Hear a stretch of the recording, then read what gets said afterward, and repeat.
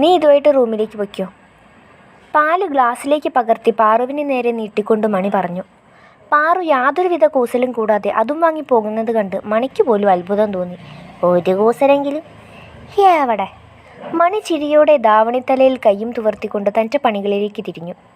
കാലത്ത് ചുടാനുള്ള ദോശയ്ക്കുള്ള മാവരച്ച് പാത്രത്തിലേക്ക് പകർന്നു വെക്കുമ്പോഴാണ് ഗൗതം പാത്തും പതുങ്ങിയും അങ്ങോട്ട് കയറി വന്നത്.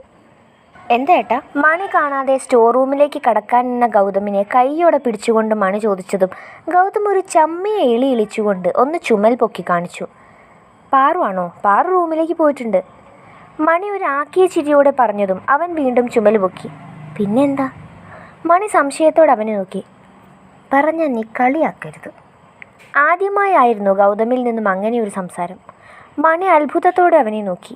അവനാണെങ്കിൽ ആകെ ചമ്മിയ പോലെ നിൽക്കുന്നു. എന്താ ഏട്ടാ? നീ കയറ്റി വിട്ടവൾക്ക് പാലിൽ മുക്കി കഴിക്കാൻ ബിസ്ക്കറ്റ് വേണം അത്രേ.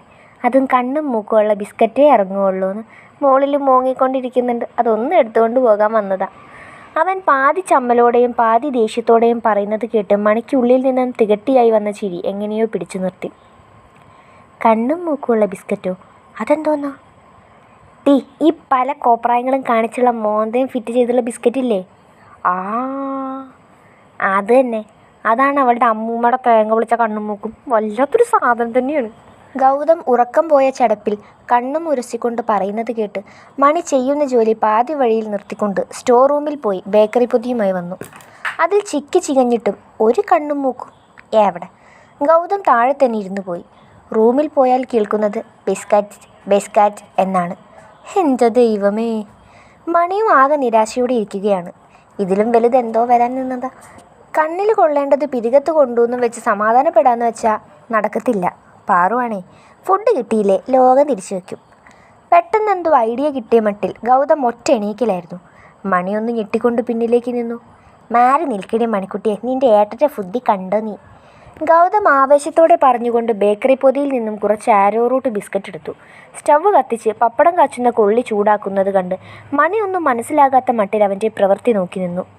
ചൂടാക്കിയ കൊള്ളി വെച്ച് ആരോ റൂട്ട് ബിസ്ക്കറ്റിൽ 3 തുളയുണ്ടാക്കിയപ്പോൾ കിട്ടി നല്ല ചൂടുള്ള കണ്ണും മൂക്കും ബിസ്ക്കറ്റ്. എല്ലാം കഴിഞ്ഞ് ഗൗതം അഭിമാനപൂർവ്വം പിരികവും പൊക്കിക്കൊണ്ട് മണിയെ നോക്കി. മണിയും ഗംഭീരം എന്ന എക്സ്പ്രഷനും ഇട്ടുകൊണ്ട് അവനെ ഒന്ന് നോട്ടവും. ചെല്ല് കൊണ്ടു കൊടുക്ക്. ഇനി അതിൻ്റെ പേരിൽ അത് കരഞ്ഞ് അലമ്പാക്കണ്ട. എന്നിട്ട് അതിൻ്റെ ഏട്ടൻ ചോദിച്ചു വരും, ആരാടാ എൻ്റെ പെങ്ങളെ കരയിപ്പിച്ചത് എന്നും ചോദിച്ചു. മണി ചിരിയോടെ പറഞ്ഞതും ഗൗതമും ചിരിച്ചുകൊണ്ട് അവളുടെ തലയിൽ മേടി. ഈ വാശിയൊക്കെ ആദ്യമേ ഉണ്ടാകൂ. പറഞ്ഞാൽ പതിയെ മനസ്സിലാക്കി തുടങ്ങും അവൾ. ഗൗതം പ്രതീക്ഷയോടെ പറയുന്നത് കേട്ട് മണി അവൻ്റെ മുടി ഒന്ന് വിരൽ വെച്ച് തട്ടിക്കൊടുത്തു. അതിനവൾക്കെന്താ കുഴപ്പം? ഇതൊക്കെ സാധാരണയല്ലേ. ഇതെല്ലാം കണ്ടിട്ട് തന്നെയല്ലേ ഏട്ടനും കെട്ടിയതും. ഇങ്ങോട്ട് കൊണ്ടുവന്നു എന്ന് കരുതി അവളുടെ സ്വഭാവം മാറ്റാനാണ് ഉദ്ദേശമെങ്കിൽ ഈ മണിയുടെ വേറൊരു മുഖം ഏട്ടൻ കാണും. മനസ്സിലായോ? മണി ദേഷ്യത്തോടെ പറയുന്നത് കേട്ട് ഗൗതം ചിരിയോടെ തലയാട്ടി. എന്നാ പൊക്കോ. വലിയ രാജാവ് ചമഞ്ഞുകൊണ്ട് അവൾ പറഞ്ഞു. ഓ ആയിക്കോട്ടെ രാജാവേ, അങ്ങയുടെ ആജ്ഞ പോലെ ആകട്ടെ. അവളെ നോക്കി കളിയാക്കലോടെ പറഞ്ഞ് കണ്ണിറുക്കിക്കൊണ്ട് പോകുന്ന ഗൗതമിനെ കണ്ട് അവളുടെ ചുണ്ടിലും പുഞ്ചിരി നിറഞ്ഞു. അവൾ ആ പുഞ്ചിരിയോടെ തന്നെ ബാക്കി പണികളിലേക്ക് നടന്നു. എന്താ മണിയെ ഇവിടെ ഒരു ശബ്ദം കേട്ടത്? അപ്പോൾ തന്നെ അടുക്കളയിലേക്ക് മുത്തശ്ശി കടന്നു വന്നിരുന്നു. ഉറക്കം പിടിച്ചു തുടങ്ങിയ കണ്ണുകൾ അലസതയോടെ തുറന്നുകൊണ്ട് അവർ വരുന്നത് കണ്ട് മണി ഒന്ന് കണ്ണുരുട്ടി. അത് ശരി, ഇതുവരെ ഉറങ്ങിയില്ലായിരുന്നോ മാഡം? ഇങ്ങനെ കണ്ണും തുറന്ന് നടക്കാനാണോ നേരത്തെ തന്നെ ഭക്ഷണം തന്ന് റൂമിലേക്ക് അയച്ചത്? അവൾ കൈ 2 ഊരയിൽ കുത്തി നിർത്തി. എന്തോ കള്ളം പിടിക്കപ്പെട്ട കുട്ടികളെ പോലെ അവർ നിഷ്കളങ്കമായൊന്ന് ചിരിച്ചു. കിടന്നിട്ട് ഉറക്കം വന്നില്ലേ കുട്ടിയെ? എങ്ങനെ വരാനാ? ശ്രദ്ധ മുഴുവൻ ഇങ്ങോട്ടല്ലേ. കൃത്യസമയത്ത് ഉറങ്ങിയില്ലേ ഉണ്ടാകുന്ന ആരോഗ്യ പ്രശ്നങ്ങളെപ്പറ്റി അറിയാത്തതുകൊണ്ടൊന്നുമല്ലല്ലോ. പോയി കിടന്നുറങ്ങ്. അവൾ അവരെ പറഞ്ഞു വിടാൻ ശ്രമിച്ചുവെങ്കിലും അവരതൊന്നും കാര്യമാക്കാതെ അടുക്കളയിൽ വന്നിരുന്നു. മണി അവരെ ഒന്ന് കടുപ്പത്തിൽ നോക്കിക്കൊണ്ട് വീണ്ടും ജോലിയിലേക്ക് ശ്രദ്ധ കൊടുത്തു. മുത്തശ്ശിയെ, എന്താടി കൊച്ചേ? നാളെ പിറ്റേന്ന് ഞാനിവിടുന്ന് പോകും. എങ്ങോട്ട്? എന്താ നിങ്ങളുടെ വിചാരം? അടുത്ത ആഴ്ച എൻ്റെ കല്യാണമല്ലേ. അപ്പം മുതൽ ഈ വീട്ടിലാകെ ഉണ്ടാകുന്നത് ആരൊക്കെയാ? മണി ഒന്ന് തിരിഞ്ഞു നിന്ന് അവരെ നോക്കി പുരികം പൊക്കി. ആരൊക്കെയാ? മുത്തശ്ശിയും ഏട്ടനും പാറും. അങ്ങനെയുള്ള സമയം അവളുടെ കയ്യിൽ നിന്ന് എന്തെങ്കിലും അബദ്ധം പറ്റി എന്താ ചെയ്യുക? ചീത്ത പറയണോ മണിയെ? ചീത്ത പറയരുത്. മുത്തശ്ശിക്ക് തന്നെ അറിയാവുന്നതല്ലേ, ഞാൻ വളർന്ന സാഹചര്യത്തിലല്ല അവൾ വളർന്നത്. അവളുടെ കാര്യങ്ങളെല്ലാം നോക്കിക്കൊടുക്കാനും ചെയ്തു കൊടുക്കാനും അവിടെ അപ്പച്ചിണ്ടായിരുന്നു. അതുകൊണ്ട് തന്നെ അവൾക്ക് അധിക ജോലികളൊന്നും അറിയുന്നുണ്ടാകില്ല. പക്ഷേ ഇവിടെ അറിയാലോ, അപ്പോൾ കുറച്ചൊക്കെ സമയം കൊടുക്കാം കേട്ടല്ലോ. അല്ലാതെ ചാടിക്കയറി ചീത്ത പറഞ്ഞുവെന്നെങ്ങാനും ഞാൻ അറിയാലോ എന്നെ. മണി ഒരു താക്കീതെന്ന പോലെ പറയുന്നത് കേട്ട് മുത്തശ്ശി അവളെ നോക്കി ചുണ്ടുകൊട്ടി. പിന്നെ എനിക്കറിയാൻ വയ്യാത്തതാണല്ലോ അതൊക്കെ. നീ പോടി പെണ്ണേ, നീ പോയാലേ ഞാനും എൻ്റെ പേരക്കുട്ടികളും കൂടി ഇവിടെ ആഘോഷിക്കും. മുത്തശ്ശി തമാശ രൂപത്തിൽ പറഞ്ഞതാണെങ്കിൽ കൂടി മണിയുടെ ഉള്ളിൽ കുഞ്ഞു കുശുമ്പുടലെടുത്തു. അവൾ ചുണ്ടൊന്ന് കോർപ്പിച്ചു. അല്ലേലും എനിക്കറിയായിരുന്നു, എല്ലാ കളിവന്മാരും ഒരുപോലെയാണ്. ഇത്രയും കാലം മണിയെ എന്ന് വിളിച്ച് നടന്നിട്ട് പറയുന്നത് കേട്ടോ. പോടുന്നു, ഞാൻ മിണ്ടുള്ളൂ. മണി കേട്ട പാതി കേൾക്കാത്ത പാതി പരിഭവത്തോടെ പറഞ്ഞുകൊണ്ട് ഉള്ളിലേക്ക് നടന്നു. മണിയേ, മണിയല്ല കോളിംഗ് ബെല്ല്.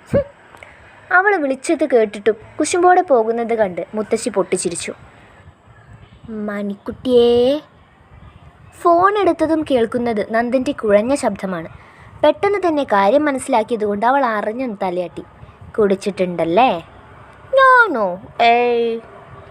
അവൻ അക്ഷരം പോലും ശരിക്ക് കിട്ടാതെ പറയുന്നത് കേട്ട് അവൾക്ക് ഇച്ചിരി ദേഷ്യം കയറി. ശബ്ദം കേട്ടാൽ മനസ്സിലാവില്ലെന്ന് കരുതിയോ? കണ്ണു കണ്ട കള്ളം ചാരായം വാറ്റും എല്ലാം അടിച്ചു കയറ്റി ഈ പ്രായത്തിൽ തന്നെ മുകളിലേക്ക് പൊക്കോ. ആർക്കാ ഛേദം? അവളുള്ള ദേഷ്യം മുഴുവൻ വാക്കിൽ പ്രയോഗിച്ചപ്പോഴേക്കും ശബ്ദം ചെറുതിലേ ഇടറിയിരുന്നു. അവൻ അതെല്ലാം കേട്ട് എന്തോ ചിരിയോടെ ബെഡിലേക്ക് വീണു. കുഴപ്പമില്ലടി, ഞാൻ ചത്താ നിനക്കൊരു കുഴപ്പമില്ലേ? നീ കരയില്ലേ? എനിക്കതാ പണി, ഞാനങ്ങ് കരയത്തില്ല. ഈ കള്ളൂളിമാർ ചത്താലും.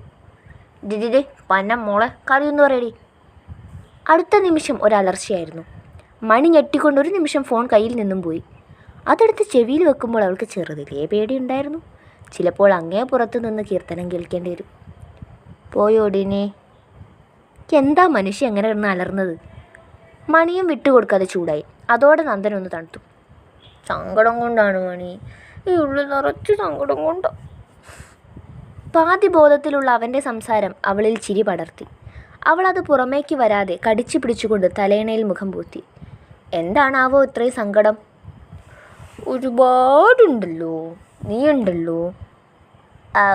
ഒരു മിനിറ്റ്, എന്താ പേര്? ആ, മണി. മണിക്കുട്ടി, നീ എന്നെ മനസ്സിലാക്കുന്നുണ്ടോ? അവൻ്റെ പെട്ടെന്നുള്ള ചോദ്യത്തിൽ അവളാകെ തരിച്ചുപോയി. നന്ദേട്ടൻ എന്താ? പറ. ഞാൻ പല പ്രാവശ്യം ഫോൺ വിളിച്ചിട്ട് നീ എടുത്താപ്പോൾ നന്ദേട്ടാ എന്ന് വിളിക്കുന്നതിന് പകരം ചോദിച്ചെന്താ കുടിച്ചിട്ടുണ്ടോയെന്ന്. ഈയിടെ നിനക്കൊന്നോടൊരു സ്നേഹമില്ല മണി. അവൻ പാതി ബോധത്തിലും പരിഭവം പറയുന്നത് കേട്ടപ്പോൾ അവൾക്ക് ശരിക്കും ചിരി പൊട്ടി. അവൾ അതെല്ലാം ആസ്വദിച്ചു കൊണ്ട് തിരിഞ്ഞു വിടുന്നു. ആണോ? ആ പറഞ്ഞ സ്നേഹം നിങ്ങൾക്കുണ്ടോ മനുഷ്യ? പിന്നില്ലാതെ. എനിക്കില്ലേ. നന്ദേട്ടന്? അവൾ ആകാംക്ഷയോടെ ചോദിച്ചു. പൂച്ചവാല് പോലുള്ള മുടിയും ശീമക്കൊന്നൊക്കെ ധാവണ ചുറ്റിയ പോലുള്ള കോലും പിന്നെ ബ്രേക്ക് പോയ വണ്ടി പോലുള്ള നാക്കും എല്ലാം ഇഷ്ടമാണ്.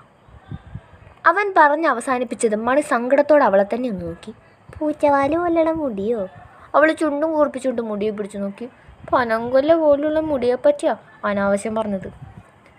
മണിയേ, സന്തോഷമായോ?